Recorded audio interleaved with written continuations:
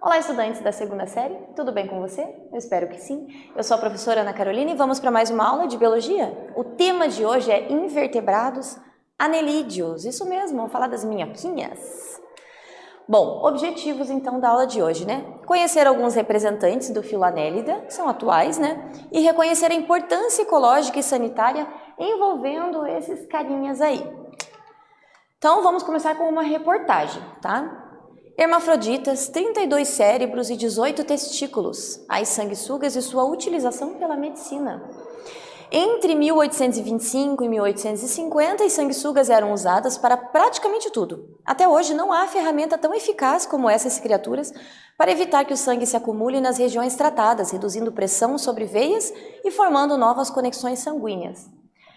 Se você quiser ter acesso, né, à notícia por completo, basta apontar sua câmera do celular ao QR Code e assim você vai conseguir ver a notícia completamente, ok? Bom, aí tá falando das sanguessugas, né? São hermafroditas, tem 32 cérebros, 18 tem testículos e eram muito utilizadas na medicina. Na verdade, até hoje, ainda há algumas vertentes da medicina que utilizam as sanguessugas.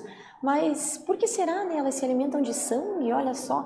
E elas são hermafroditas, então, sim, as sanguessugas são hermafroditas. Isso quer dizer que elas têm os dois sexos, né? Masculino e feminino ao mesmo tempo. A gente vai entender um pouquinho sobre essa reprodução, como é que acontece, né? Se ela consegue fazer a autofecundação ou não, tá?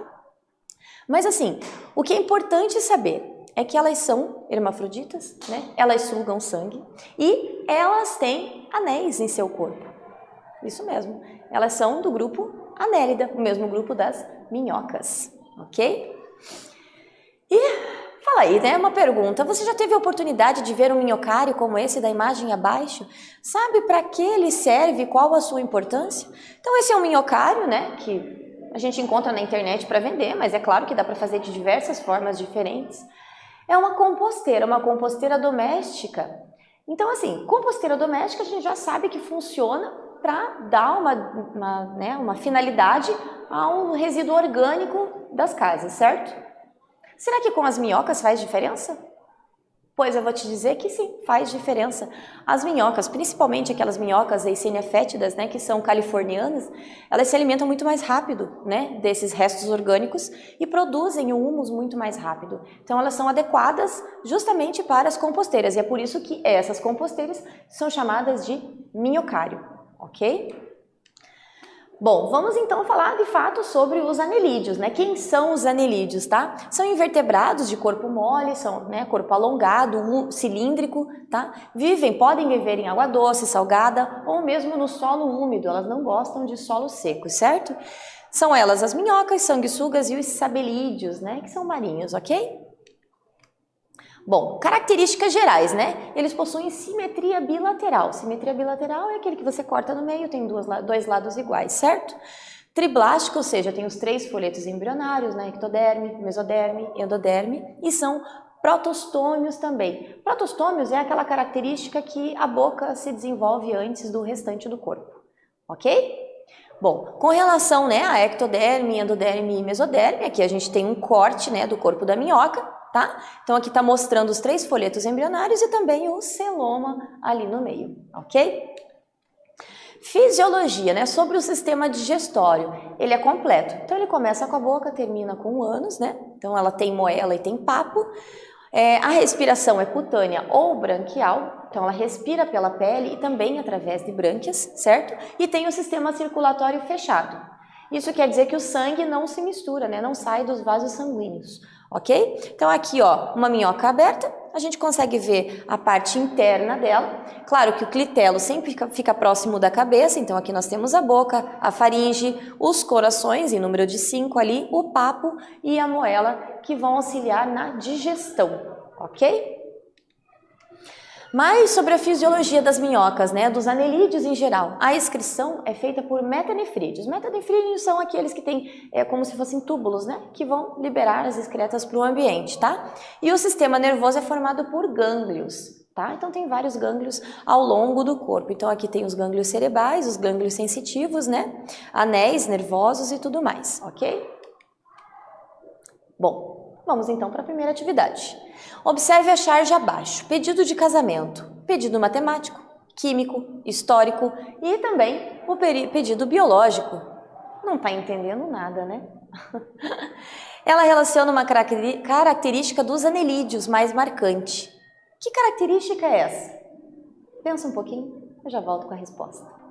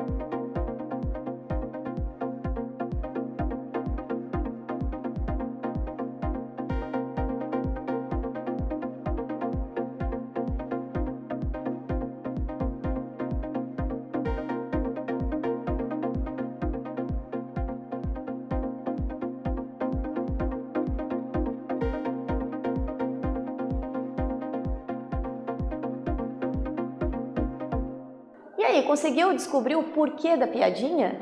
Por que será que foi colocada uma minhoca ali no lugar da aliança?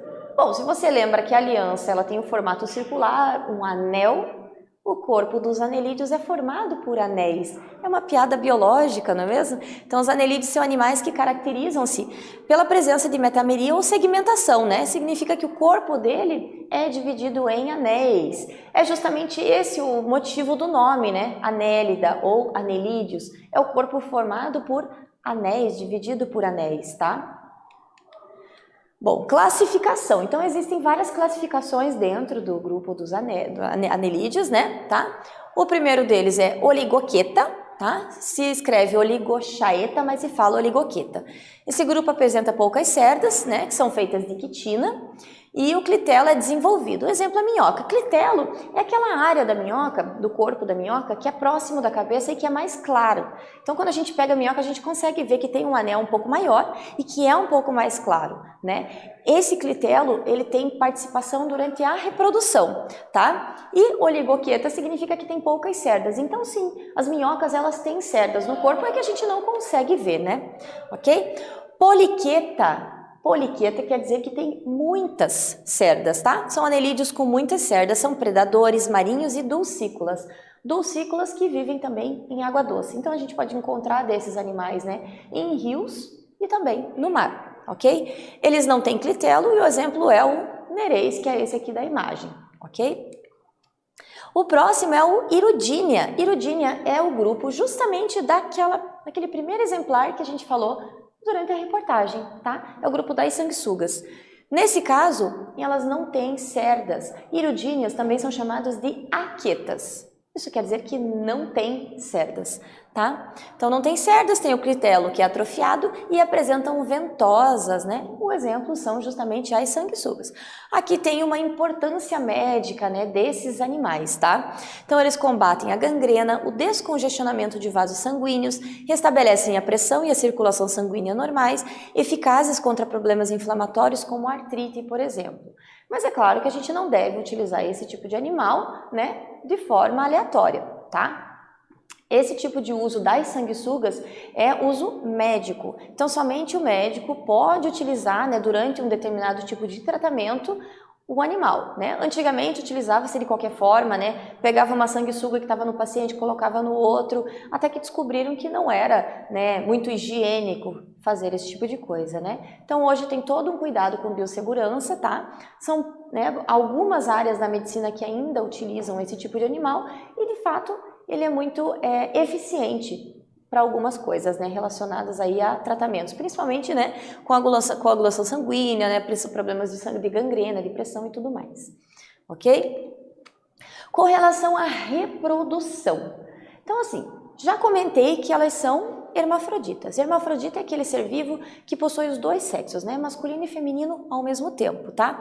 Então, oligoquetas e hirudíneos, eles fazem a fecundação cruzada, tá? E o desenvolvimento é direto. O que é essa fecundação cruzada? A fecundação cruzada é que mesmo sendo hermafrodita, elas precisam de uma da outra, né? Precisam de dois indivíduos para trocar esses gametas, que são os gametas masculinos, tá? Então as minhocas, por exemplo, como aqui na imagem, elas se aproximam e os espermatozoides, né, os gametas masculinos de uma passa para outra e assim entre elas, né? Então aqui está a cabeça de uma, aqui a outra, né? Tem a espermateca ali que vai liberar os espermatozoides, né, esses gametas masculinos. E assim vai acontecer a fecundação cruzada entre as minhocas, tá? Os poliquetas, eles são monóicos e têm desenvolvimento indireto, ou seja, o filhote nasce diferente dos pais, tá? No caso dos oliquetas hirudíneos, nasce exatamente igual, só menorzinho, ok?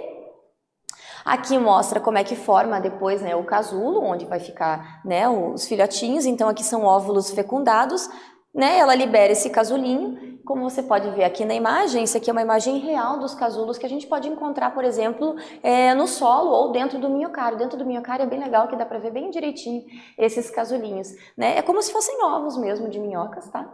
Dentro ali vai ter os óvulos fecundados e vai gerar as minhoquinhas, ok? Importância ecológica desses seres vivos. Então a gente conhece, desde pequenininho a gente ouve falar que as minhocas são importantes para o solo e tudo mais, e isso não é mentira, né? Isso é muita verdade, tá? As minhocas são detritívoras, ou seja, elas vão se alimentar de restos orgânicos.